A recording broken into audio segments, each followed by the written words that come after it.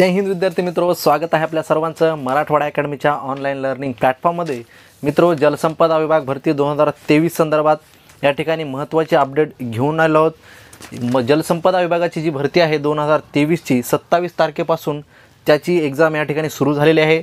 तर येणाऱ्या काळामध्ये कालवा निरीक्षक, दप्तर कारकून आणि मोजणीदार कशा प्रकारचे पेपर येण्याची शक्यता आहे त्यावरून आपण या व्हिडिओवरून ठरवू शकतो। एकंदरीत 2 दिवसाच्या पेपरच्या ॲनालिसिसवरून आपण हे या ठिकाणी व्हिडिओ बनवण्याचा प्रयत्न केला आहे। फक्त 5 ते 6 मिनिटांमध्ये तुम्हाला संपूर्ण ओव्हरव्ह्यू मी या ठिकाणी देण्याचा प्रयत्न करेल। तर कोणीही व्हिडिओ स्किप करू नका, जास्त वेळ न घेता या ठिकाणी आपल्या व्हिडिओला सुरुवात करूया। कशा प्रकारचे प्रश्न येत आहेत आणि कोणत्या टॉपिकला किती वेटेज आहे हे देखील आपण बघूया। त्याबरोबर महत्त्वाचे टॉपिक कोणते ते तुम्ही या ठिकाणी पाहू शकता आणि त्याचा स्क्रीनशॉट घेऊ शकता आणि त्या दृष्टीने एक तयारी तुमची करू शकता एक्झामच्या अगोदर। तर चला जास्त वेळ न घेता या ठिकाणी व्हिडिओला सुरुवात करूया। बघा, सगळ्यात अगोदर महत्त्वाचा टॉपिक आणि सर्वात महत्त्वाचा विषय आहे तो म्हणजे असणार आहे मराठी व्याकरण। मराठी व्याकरणमध्ये आपण आउट ऑफ मार्क घेऊ शकतो। तर बघा, सर्वात अगोदर शब्दसंग्रह आहे। शब्दसंग्रहावर बऱ्याच प्रमाणात प्रश्न येत आहेत। 2 ते 3 प्रश्न या ठिकाणी 2 ते 3 प्रश्न तुम्हाला शब्दसंग्रहावर पाहावयास मिळत आहेत।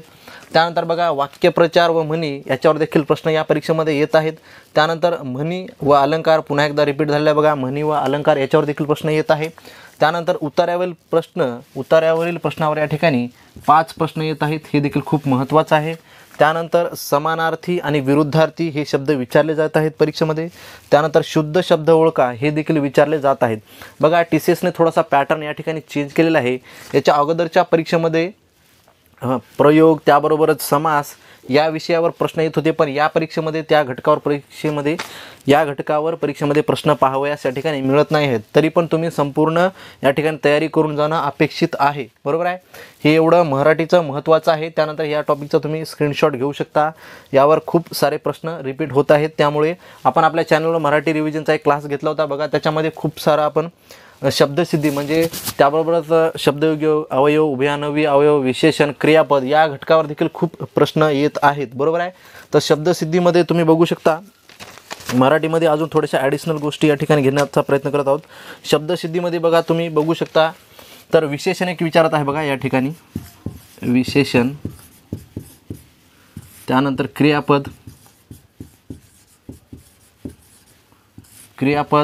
शब्दयोग्य अवयव, उभयान्वयी अवयव हे संपूर्ण या मराठीमध्ये विचारले जात आहेत। तर एवढं करणं गरजेचं आहे। तुम्ही याचा स्क्रीनशॉट घेऊ शकता। त्यानंतर पुढल्या विषयाकडे वळूया। बघा, पुढचा विषय आहे तो असणार आहे इंग्रजी। तर इंग्रजीची तयारी करत असताना सर्वात महत्त्वाचा पॅसेज, जसं ज्याप्रमाणे मराठीला उतारा येत आहे त्याप्रमाणेच इंग्रजीमध्ये पॅसेज येत आहे आणि पॅसेजवर तुम्हाला 5 प्रश्न सोडवायचे आहेत पॅसेज वाचून। त्यानंतर पॅराजंबल येत आहे। त्यानंतर बघा, अँटोनिम आणि सिनोनिम्स याच्यावर देखील प्रश्न बऱ्या प्रमाणात 3 ते 4 प्रश्न मित्रो याच्यावर देखील येत आहेत। त्यानंतर ॲडम अँड फ्रेजेस हे पण खूप प्रमाणात विचारत आहे। याच्यावर तुम्ही 2 ते 3 क्वेश्चन बघू शकता। त्यानंतर स्पेलिंग करेक्शन, बरोबर आहे। स्पेलिंग करेक्शनमध्ये तुम्हाला 1 ते 2 प्रश्न पाहाव्यास मिळतील। त्यानंतर फिल इन द ब्लँक्स या ठिकाणी प्रश्न त्याच्यावर देखील येत आहेत। आणि त्याच्यावर नंतर महत्त्वाचं आहे बघा, 7वं आहे आर्टिकल। तर या ठिकाणी आर्टिकल एक तुम्हाला या परीक्षेमध्ये विचारले जात आहेत, बरोबर आहे, विचारले जात आहेत। आर्टिकल देखील तुम्हाला करून जाणं गरजेचं आहे। हे टॉपिक खूप महत्त्वाचे आहेत, तुम्ही याची तयारी या ठिकाणी करू शकता। याच्यावर प्रश्न येण्याची जास्त शक्यता आहे। त्यानंतर बघा, महत्त्वाचा विषय आहे तो म्हणजे आता या ठिकाणी GK आणि GS त्याबरोबरच करंट अफेअर्स। GK, GS आणि करंट अफेअर्सचे प्रश्न कशा प्रकारे येत आहेत तर थोडक्यामध्ये त्याचा देखील आपण या ठिकाणी अंदाज बघूया।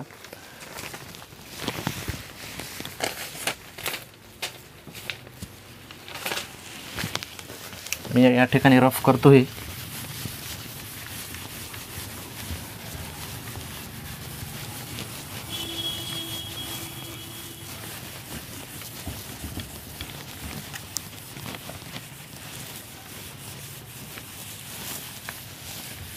त्यानंतर बघा, GK आणि GS मध्ये काय विचारलं जात आहे आपण बघूया।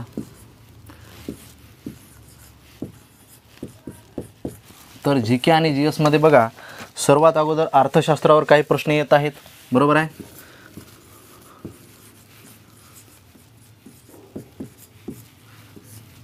तर अर्थशास्त्रावर देखील मित्रो GK आणि GS मध्ये प्रश्न येत आहेत। अर्थशास्त्र देखील तुम्हाला करून जायचं आहे। त्यानंतर बघा, दुसरा क्रमांकाचा टॉपिक आहे इतिहास। इतिहासावर देखील प्रश्न पाहावयास मिळत आहेत. त्यानंतर भूगोलावर देखील प्रश्न आहेत.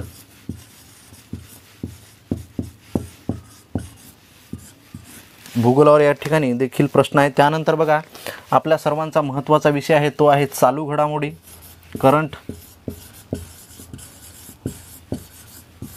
तर करंटवर देखील खूप प्रश्न येत आहेत आणि त्याबरोबरच पंचायत राज अजून एक बघा, याच्यामध्ये टॉपिक तुम्ही ॲड करा.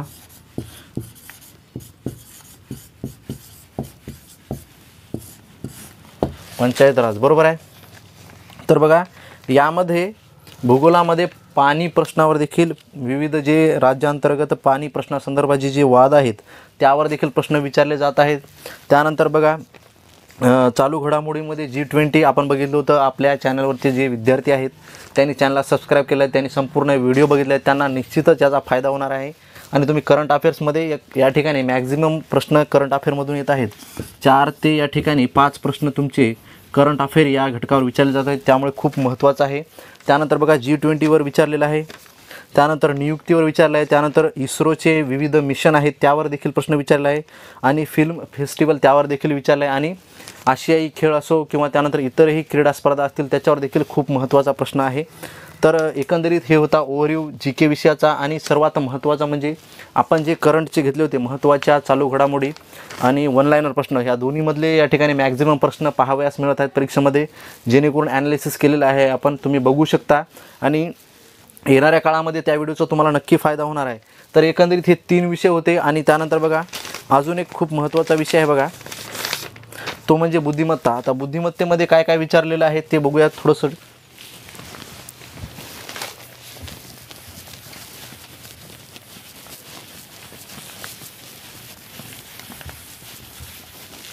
त्यानंतर बघा पुढचा विषय आहे बुद्धिमत्ता.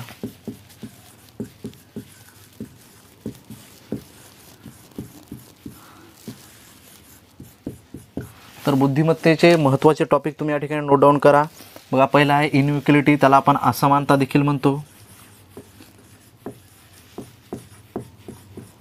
बघा सर्वात अगोदर असमानता, याच्यावर देखील खूप प्रश्न येत आहेत. त्यानंतर बघा नातेसंबंध, ब्लड रिलेशन.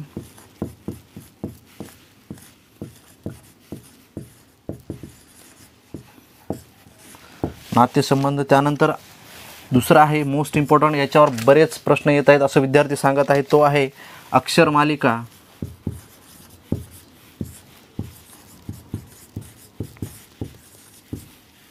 आणि त्याबरोबरच अंकमालिका. अक्षरमालिका आणि अंकमालिका.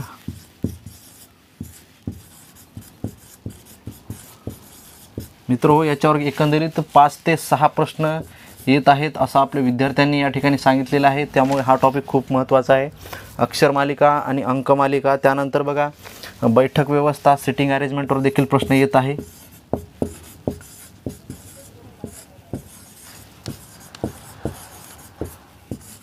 बैठक व्यवस्थेवर देखील प्रश्न येत आहे. त्यानंतर बघा बोडोमासवर देखील प्रश्न येत आहेत. बोडोमास आपण त्याला सिम्प्लिफिकेशनमध्ये देखील घेऊ शकतो. त्यानंतर सिम्प्लिफिकेशन, सरळीकरण, याच्यावर देखील प्रश्न येत आहेत. तर हे महत्त्वाचे पॉईंट आहेत, याच्यावर तुम्ही जास्तीत जास्त भर द्या, जेणेकरून तुम्हाला जास्तीत जास्त फायदा होण्याचा प्रयत्न करेल. मी या ठिकाणी अजून एक लिहून देतो तुम्हाला. बोडोमासवरचे जे उदाहरणे असतात, मेजरली जे महत्त्वाचे प्रश्न असतात तेच बोडोमासमध्ये येतात. आणि TCSमध्ये बोडोमासवर प्रत्येक परीक्षेमध्ये प्रश्न असतो, त्यामुळे ते देखील तुम्ही करणं गरजेचं आहे.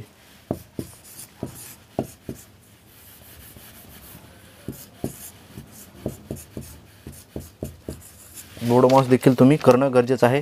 त्यानंतर पुढचं आहे सिम्प्लिफिकेशन, हे देखील खूप महत्त्वाचं आहे. याच्यावर तुम्हाला जास्तीत जास्त प्रश्न पाहावयास मिळत आहेत, त्यामुळे तुम्ही हे टॉपिक करणं खूप खूप खूप गरजेचं आहे. त्याबरोबरच आता तुम्हाला येणाऱ्या काळामध्ये कोणत्या टॉपिकवर, आता आपल्या फक्त राहिलेले काय म्हणी आणि वाक्यप्रचार, त्याच्यावर जर तुम्हाला व्हिडिओ हवा असल्यास तुम्ही कमेंट बॉक्समध्ये मेन्शन करा, त्याच्यावर आपण नक्कीच व्हिडिओ घेऊन येऊ.